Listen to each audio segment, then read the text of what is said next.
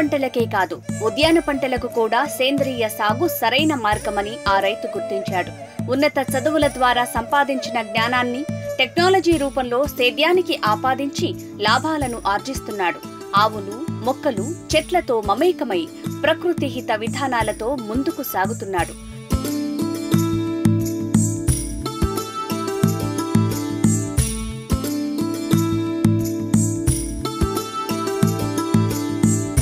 మేడ్చల్ జిల్లా షామీర్పేటలోని నాగిశెట్టిపల్లెకు చెందిన రామిడి మధుకర్ రెడ్డి ఉన్నత చదువులు చదివారు. అందరిలా ఉన్నత ఉద్యోగాల కోసం కాకుండా తరతరాలుగా చేస్తున్న సాగుకే సయ్యన్నారు. ఈ దిశగా పలు రకాల పంటల సాగు విధానాలు, వ్యయ ఆదాయాలపై అధ్యయనం చేశారు. ఇటీవల పెళ్లిళ్లు తదితర వేడుకల్లో జర్బారా పూల అలంకరణ ప్రత్యేక ఆకర్షణగా నిలుస్తోంది. దీంతో అలంకరణ పూలకు డిమాండ్ పెరిగిందని గుర్తించిన మధుకర్ రెడ్డి ఈ పూలను ఉద్యాన శాఖ సహకారంతో పాలీహౌస్ లో పెంచి అధిక ఆదాయాన్ని పొందుతున్నారు. నా పేరు రామిడి మధుకర్ రెడ్డి.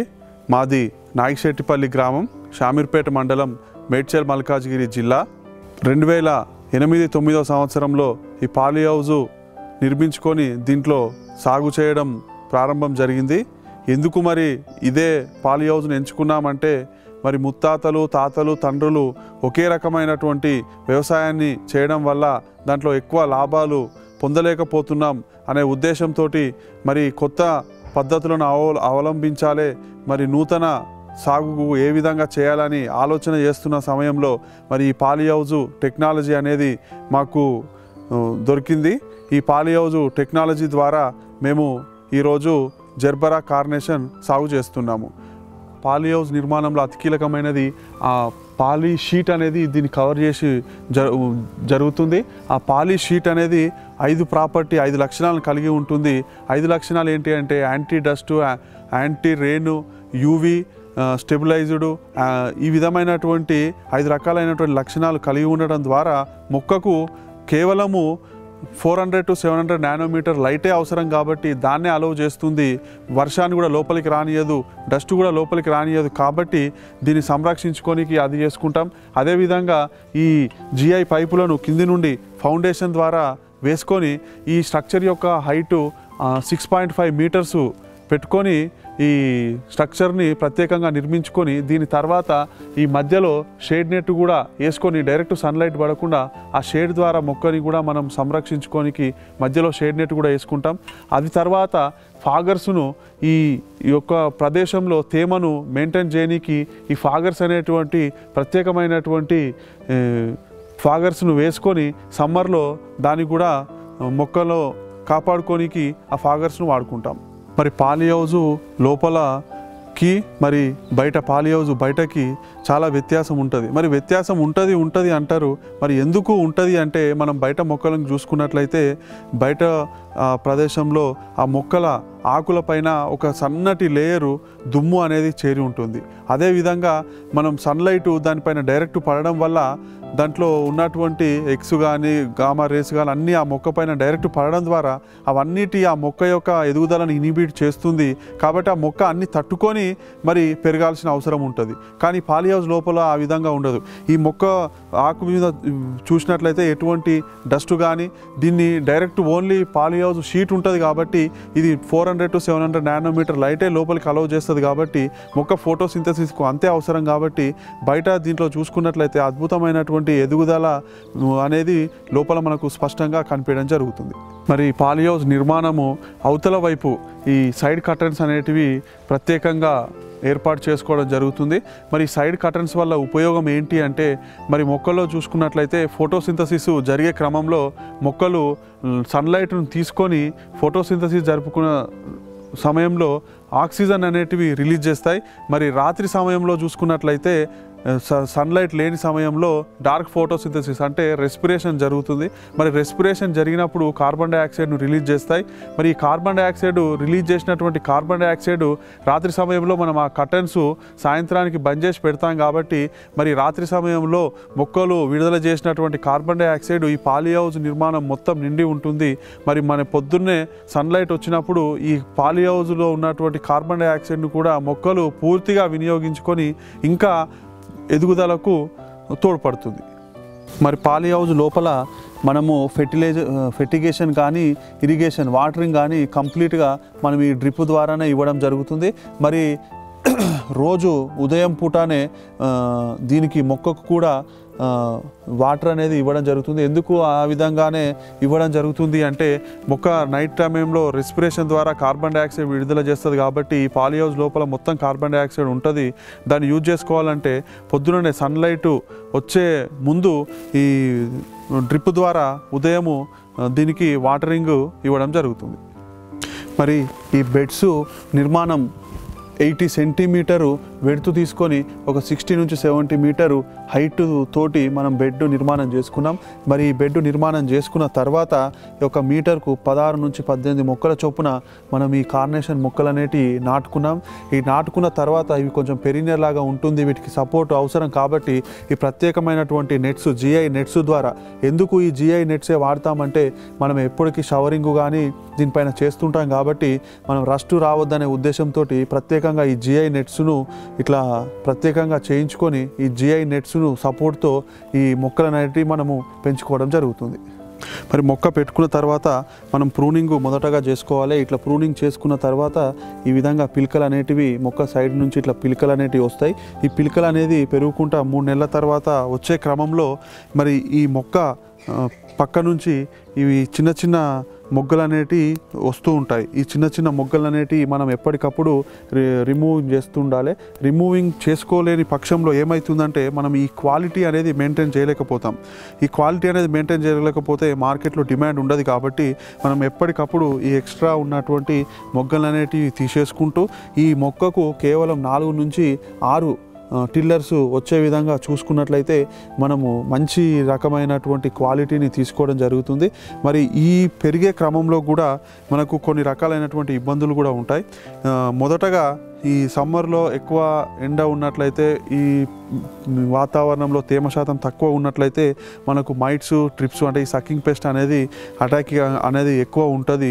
కాబట్టి దాన్ని మనం ఈ వాతావరణంలో తేమ శాతం ఉండే విధంగా చూసుకుంటూ కూడా మనము కొన్ని స్ప్రేస్ కూడా ఎప్పటికప్పుడు తీసుకోవాలి. ఆ స్ప్రేస్లో ముఖ్యంగా మనం ఈ ఆవు మూత్రాన్ని కానీ ఈ వర్మి వాష్ను కానీ ఎక్కువగా యూజ్ చేసినట్లయితే మనకు మొక్క లైఫ్ ఎక్కువగా ఉంటుంది.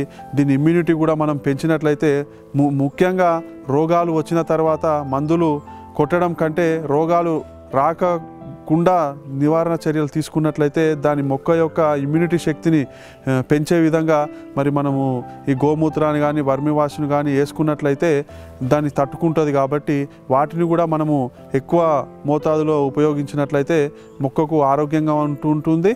మనం అనుకున్నటువంటి క్వాలిటీ కూడా రావడం జరుగుతుంది. హార్వెస్టింగ్ చేసుకునేటప్పుడు చాలా మెలకువలు కూడా పాటించాలి. ఎందుకు అంటే మనము ఈ యొక్క కార్నేషన్ ఫ్లవర్ అనేది ఈ స్టేజ్లో ఉన్నప్పుడు ఇలాంటి ప్రత్యేకమైనటువంటి సికేచర్స్ ద్వారానే కట్ చేయాలి. ఎందుకు అంటే ఇది కింద మనం ఒక 2-3 గెనెలు వదిలిపెట్టుకొని కట్ చేసుకున్నట్లయితే అది మరీ ముఖ్యంగా క్రాస్లో కట్ చేసుకోవాలి. ఎందుకు క్రాస్లో కట్ చేసుకోవాలంటే మన పక్కకు నుంచి చిన్న పిలకలు రావాలంటే దీన్ని కింది భాగం నుంచి ఇట్లా క్రాస్లో కట్ చేసుకోవాలి.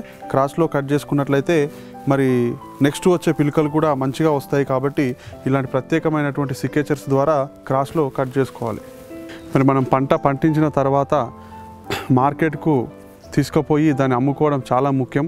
ఏ విధంగా ప్యాకింగ్ చేసుకోవాలి, కార్నేషన్ ఫ్లవర్ చూసుకున్నట్లయితే ఇట్లా మొత్తం 20 పూలు పెట్టి ఒక బంచు తయారు చేస్తాం. 20 పూలు 12 పూలు మొదటి స్టెప్పుగా 8 పూలు రెండో స్టెప్పుగా చేసుకొని మనం ఇక్కడ ఒక రబ్బర్ బ్యాండ్ వేసేసుకొని దీన్ని ఇట్లా బంచుగా చేస్తాం.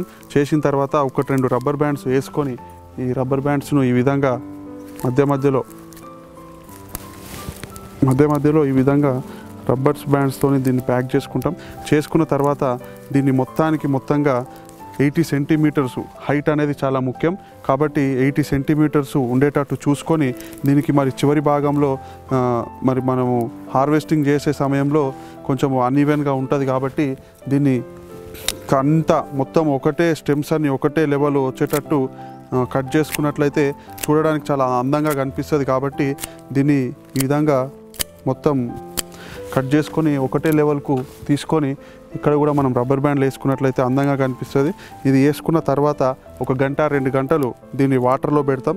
వాటర్లో పెట్టేసి డైరెక్ట్ ప్యాక్ చేసేసి మార్కెట్కు తరలించడం జరుగుతుంది. సో ఈ విధంగా మనం చేసేసుకొని ఇట్లా బంచులు చేసుకుంటాం. బంచులు చేసుకున్న తర్వాత దీనికి మరి కవర్ కూడా వేసుకుంటాం. మరి ఈవెన్గా కట్ చేసుకున్న తర్వాత రబ్బర్ బ్యాండ్స్ వేసుకొని ఇట్లా అంతా ఒక బంచ్లాగా చేసుకుంటాం. చేసుకున్న తర్వాత మార్కెట్కి పోయే సమయంలో మరి బయట గాలికి కానీ ఎక్కడ తగిలితే ఫ్లవర్స్ డ్యామేజ్ కావద్దనే ఉద్దేశంతో ఇట్లా పాలిథిన్ షీట్ కూడా వేసుకొని దీన్ని కవర్ చేసుకొని మార్కెట్లోకి అట్రాక్టివ్గా కనిపించడం కోసం ఈ విధంగా తయారు చేసుకొని మార్కెట్లోకి పంపించడం జరుగుతుంది. మరి డెకరేషన్స్ వాళ్ళు పెళ్ళిళ్ళకైతే డైరెక్ట్ బంచుల్లాగా తీసుకొని పోయి వాడేసుకుంటారు. మరి ఇంట్లో వాడుకున్నట్లయితే ఈ యొక్క ఫ్లవర్ అనేది మినిమము 7-8 రోజులు ఫ్రెష్గా ఉంటుంది. మరి రోజువారీగా 1 ఇంచు ఇక్కడ కింద కట్ చేసి వాటర్లో పెట్టుకున్నట్లయితే మీకు ఎప్పటికీ ఇది తాజాగా కనిపించడం జరుగుతుంది.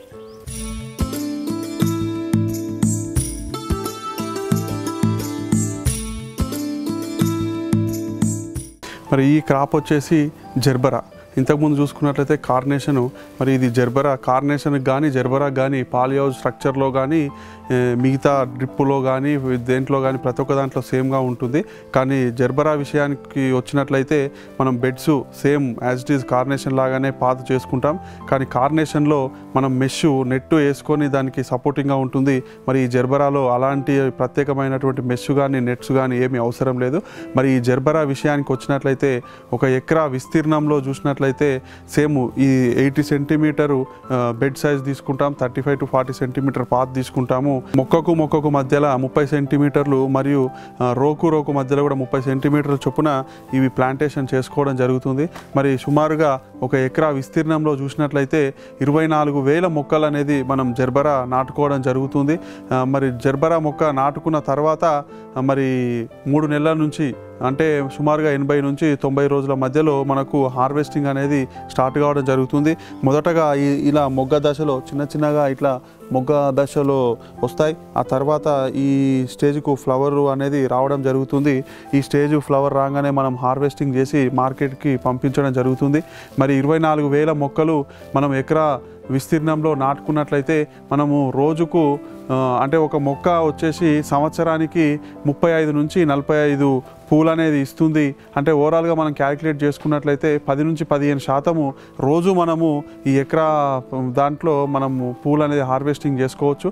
అంటే 24,000 మొక్కలు అంటే మనం ఒక 10% తీసుకున్న 2,400 మొక్కలు 2,400 పూలు అనేది రోజు మనము హార్వెస్టింగ్ చేసుకోవడం జరుగుతుంది. మరి ఇది పెళ్ళిళ్ళ సీజన్ ఉన్నట్లయితే ఇది ఒక పువ్వు వచ్చి 10 నుంచి 12 రూపాయలు డిమాండ్ అనేది మనకి ఇలా పూల మార్కెట్లో పలుకుతుంది. మరి అన్ సీజన్లోకి వచ్చినట్లయితే రూపాయి నుంచి 2 రూపాయలు కూడా ఇదే ఒక ఫ్లవర్ అనేది రేట్ ఉంటుంది. ఈ 10 ఫ్లవర్స్ పెట్టి ఒక బంచుగా చేసుకోవడం జరుగుతుంది.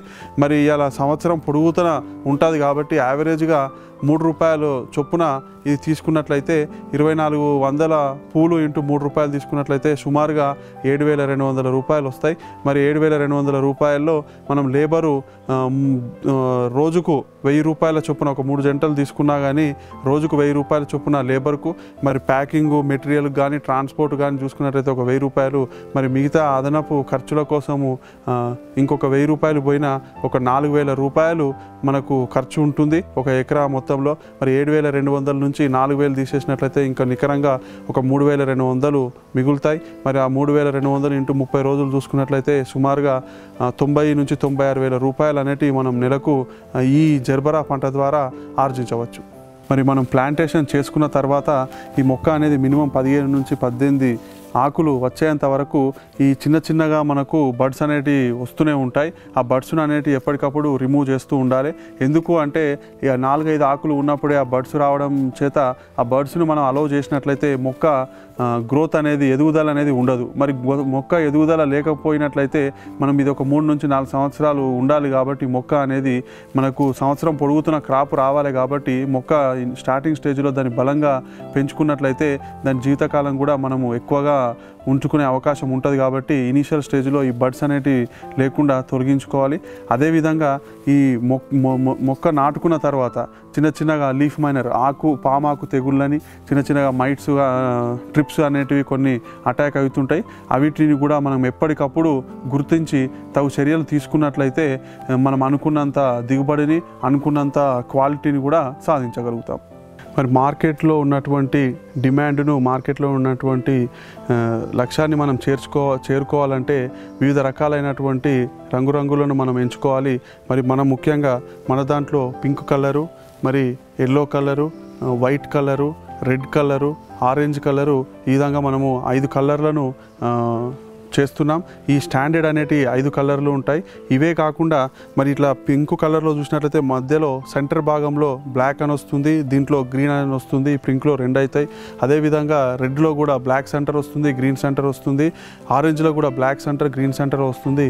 ఈ విధంగా చూసుకున్నట్లయితే మనకు 10-12 రకాలు ఉంటాయి. కానీ మనము స్టాండర్డ్గా మాత్రము 6 కలర్లు మాత్రము ఎప్పటికీ మనం మెయింటైన్ చేస్తూ ఉంటాం. అలంకరణ పూలతో పాటు డెకరేషన్ కు ఉపయోగపడే ఆస్పరాగస్ ను కూడా సాగు చేస్తున్నారు. మరి జెర్బరా కానీ కార్నేషన్ కానీ డెకరేషన్ చేయాలంటే ఆ డెకరేషన్కు సంబంధించినటువంటి డెకరేషన్ మెటీరియల్ అనేది చాలా అవసరం. కాబట్టి మనము ఈ ఓన్లీ జెర్బరా ఫ్లవర్సే పండించినట్లయితే ఈ లోకల్గా ఉన్న డెకరేటర్స్ వాళ్ళని మనం అట్రాక్ట్ చేసుకోలేకపోతాం. కాబట్టి ఈ లోకల్గా ఉన్న వాళ్ళని కూడా అట్రాక్ట్ చేసుకున్నట్లయితే మనకి ఇంకా కొంచెము ఎక్కువ ఆదాయం అనేది మిగులుతుంది అనే ఉద్దేశంతో మనం ఈ ఆస్పరా గ్రాసును కూడా సాగు చేయడం జరుగుతుంది. ఈ ఆస్పరా గ్రాసు మనం తీసుకొని ఒక 3 నుంచి 4 నెలల్లో పెరుగుతుంది. ఈ పెరిగిన దాన్ని మనం ఇట్లా చేసేసుకొని బంచుల్లాగా చేసేసి ఇట్లా తెంపుకొని బంచులాగా చేసేసి దీన్ని కూడా అమ్ముతుంటాం. ఇది ఫ్లవర్ డెకరేషన్లో అతి ముఖ్యమైనటువంటిది ఈ ఆస్పరా గ్రాసు. మనం దీని ద్వారా కూడా ఇక్కడ బంచు మనము 30 నుంచి 35 రూపాయలు ఒక్కొక్క బంచు అమ్మడం జరుగుతుంది. దానితో పాటు దీన్ని కూడా మనము ఎక్స్ట్రా ఆదాయాన్ని సమకూర్చుకోవడం జరుగుతుంది. పాలీహౌస్లోనే స్వీట్ కార్న్ సైతం పండిస్తున్నారు మధుకర్ రెడ్డి. మెరుగైన నిర్వహణ విధానాల ద్వారా ఈ పంటలో మంచి దిగుబడులు వస్తాయని చెప్తున్నారు. మరి పాలీహౌస్లో కూడా మనం ఈ జెర్బరా కార్నేషన్ సాగు చేసిన తర్వాత ఆ క్రాప్ అయిన తర్వాత పంట మార్పిడి చేస్తే మరి పంట నెక్స్ట్ సాయిల్ కూడా మంచిగా సారవంతంగా అవుతుందనే ఉద్దేశంతో మరి పాలీహౌస్లో మనం స్వీట్ కార్న్ జెర్బరా అయిపోయిన వెంటనే స్వీట్ కార్న్ వేసుకోవడం జరిగింది. మరి బయట చూసుకున్నట్లయితే స్వీట్ కార్న్ ఇంత హైటు మరి రాదు. మరి పాలీహౌస్ లోపల చూసినట్లయితే ఇంత హైట్ మీరు చూడొచ్చు. మరి ఈరోజు ఇది 76వ రోజు ఇది స్వీట్ కార్న్ వేసి మరి ఇంకొక 90 నుంచి 105 రోజుల్లో వస్తుందని అనుకుంటున్నాం. ఇంకొక 10-15 రోజుల్లో హార్వెస్టింగ్ అయిపోతుంది. అంటే ఎందుకు మనము ఈ స్వీట్ కార్న్ వేసుకున్నామా అంటే మరి సాయిల్ మొత్తం ఉట్టినే పెట్టేసుకొని మళ్ళా జెర్బరా వేసుకునే వరకు ఆ సమయం ఎందుకు వృధా ఉంచుకోవాలి, ఎంతో కొంత దీంతో ఆర్జించవచ్చు అనే ఉద్దేశంతో మేము అనుకుంటున్నాము ఒక 40 నుంచి 50 వేల రూపాయలు వస్తాయని దీని ద్వారా మేము ఎక్స్పెక్ట్ చేయడం జరుగుతుంది. మరి వ్యవసాయం చేయాలన్నటువంటి కోరిక ఎంత దృఢంగా ఉన్నా నీరు అనేది చాలా ముఖ్యమైనది. మరి మనం ఈ ఫామ్లో చూసుకున్నట్లయితే ఈ మొత్తము ఈ 2.5 ఎకరాల ఫామ్లో వాటర్ అనేటివి ఇక్కడ అవైలబిలిటీ లేదు.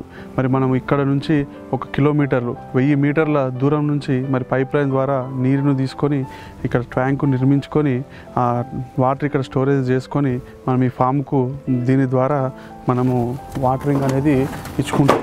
అది దీంట్లో మనం స్పెషల్గా డ్రిప్పు ఇదంతా చూసుకున్నట్లయితే మనకు వెంచూరి ఇక్కడ మొత్తం ఏ షెడ్డుకు ఆ షెడ్డుకు సపరేటు పైప్ లైన్ల ద్వారా మనం ఫెర్టిగేషన్ కానీ వెంచూరి అనే ద్వారా ఇక్కడ ఫెర్టిగేషన్ అనేది ఇక్కడ నుంచి వెళ్తుంది. వాటర్ అనేటివి ఇక్కడ ఏ షెడ్డుకు ఆ షెడ్డుకు నంబరింగ్ ఉంది, ఏ దానికంటే ఆ దానికి వాటరింగ్ ఇవ్వడం జరుగుతుంది. మరి మనం సాలబుల్ ఫర్టిలైజర్లు అయితేనేమి మనం జీవామృతము ఇప్పుడు వర్మి వాష్ చేసుకుంటాం. మరి అదేవిధంగా కొన్ని కషాయాలు కూడా తయారు చేసుకుంటాం సొంతంగా. ఆ కషాయాలన్నిటినీ ఈ డబ్బాలో మనం తీసుకొని ఈ వెంచూరి ద్వారా డ్రిప్ నుండి ప్రతి ఒక్క షెడ్డుకు అందించడం జరుగుతుంది. మన ఫామ్లో ఆవులను కూడా పెంచుకోవడం జరుగుతుంది. వాటి ద్వారా వచ్చినటువంటి పేడ కానీ ఆవు మూత్రాన్ని కానీ మనం రెగ్యులర్గా వాడుతుంటాం. దాంట్లో భాగంగానే మనము వర్మీ వాష్ను కూడా మనమే సొంతంగా తయారు చేసుకోవడం జరుగుతుంది. వర్మీ వాష్లో కూడా చాలా రకాలుగా తయారు చేస్తారు.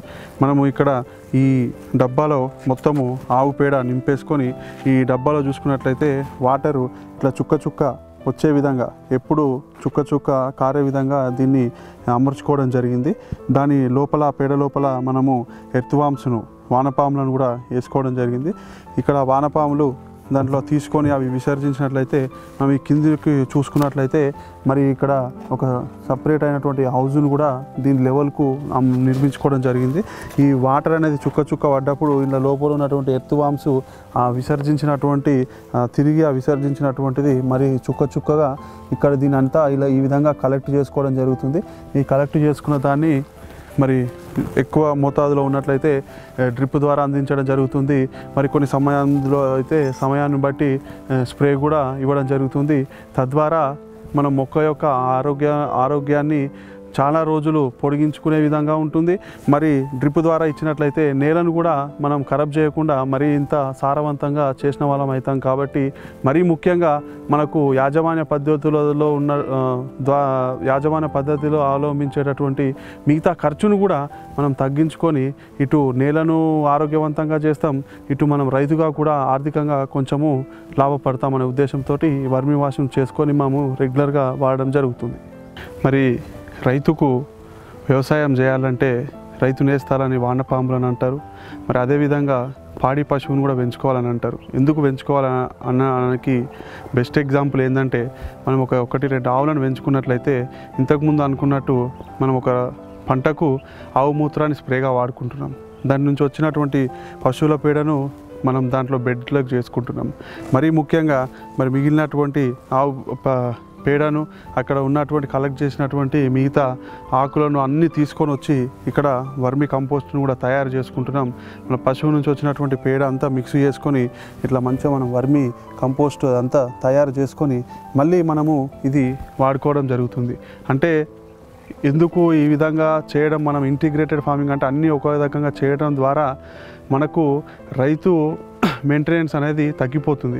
మనం ఎక్కడో పోయి వర్మీ కంపోస్ట్ కొనుక్కొచ్చుకోవాలంటే ఈరోజు 6 నుంచి 8 రూపాయలు ఒక కేజీ లభిస్తుంది. మరి అది మరీ మంచిగా ఉంటుంది అంటే వాళ్ళు ఏ విధంగా చేసిరో తెలియదు మనకు.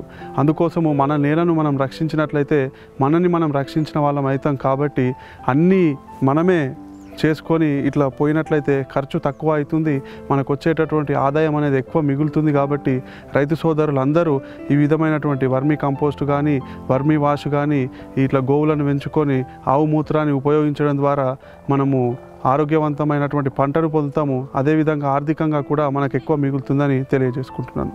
మరీ ముఖ్యంగా మనము వాటర్ అనేది బోర్లపైనే ఆధారపడుతున్నాం. కాబట్టి ఈ 300-400-500 ఫీట్ల లోపల నుంచి తీయడం ద్వారా ఆ వాటర్లో మా ప్రాంతంలో ముఖ్యంగా ఫ్లోరైడ్ కంటెంట్ కూడా ఎక్కువగా ఉంది. మరి ఈ ఫ్లోరైడ్ కంటెంట్ ఉండడం వల్ల మొక్కలకు కూడా ఎదుగుదల అనేది ఎక్కువగా ఉండదు. కాబట్టి దీన్ని మేము అధిగమించడానికి ముఖ్యంగా మరి పాలీ హౌజు పైన పడ్డటువంటి వాటరు గట్టరు అనేటువంటి ప్రత్యేక నిర్మాణాల నుంచి వాటర్ కలెక్ట్ చేసుకొని ఈ విధంగా పైపులు వేసేసుకొని ఒక ట్యాంకు సంపును నిర్మించుకోవడం జరిగింది. వర్షం పడ్డ నీళ్లు మొత్తము వచ్చి ఈ సంపులోకి వస్తాయి. ఆ తర్వాత మేము ఒక ట్యాంకుని ఇది నిర్మించుకోవడం జరిగింది. ఈ ట్యాంకులో ఒక 35 నుంచి 40 వేల లీటర్ల కెపాసిటీని మేము నిర్మించుకోవడం జరిగింది. ఈ రెయిన్ వాటర్ ఎందుకు కలెక్ట్ చేస్తామంటే స్వచ్ఛమైన వాటరు, దీని pH కానీ ఎసిడిక్ బేసిక్ కానీ ఏది ఉండదు, న్యూట్రల్గా ఉంటుంది. కాబట్టి ఇటువంటి వాటర్ పెట్టడం ద్వారా మనము వర్మీ వాష్ కానీ వర్మీ కంపోస్ట్ కానీ ఇవి వేయడం ద్వారా ఉన్నటువంటి ఎర్త్వామ్స్ కూడా బాగా నేలలో సారవంతంగా ఉంటుంది. కాబట్టి నేల ఆ ఎర్త్వామ్స్ కూడా అన్నీ పెరుగుతాయి. కాబట్టి మొక్కకు కావాల్సినటువంటి తగిన మోతాదులో ఈ పోషకాలు అనేటివి కానీ సాయిల్ అనేది గట్టిపడకుండా మంచిగా ఉండి లూజుగా ఉండడం చేత మొక్క రూటు వేరు వ్యవస్థ కూడా బాగా అభివృద్ధి చెంది మొక్క అన్ని విధాలుగా దృఢంగా ఉండడానికి తోడ్పడుతుంది. కాబట్టి ప్రత్యేకంగా ఈ రైతులు కూడా రెయిన్ వాటర్ కలెక్ట్ చేసుకున్నట్లయితే చాలా రకాలైనటువంటి ఫెర్టిలైజర్స్ వీటిని కూడా మనము చాలా ఫెర్టిలైజర్స్ను తగ్గించుకునే ఆస్కారం ఉంటుంది. కాబట్టి ఇటువంటి అవకాశం ఉన్న రైతులు ప్రతి ఒక్కరూ రెయిన్ వాటర్ను కలెక్ట్ చేసుకున్నట్లయితే బాగా ఉపయోగంగా ఉంటుందని తెలియజేస్తున్నాను.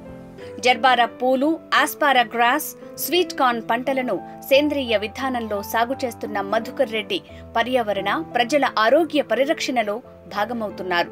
వ్యవసాయంపై ఆసక్తి ఉన్న యువతకు ఆదర్శంగా నిలుస్తున్నారు.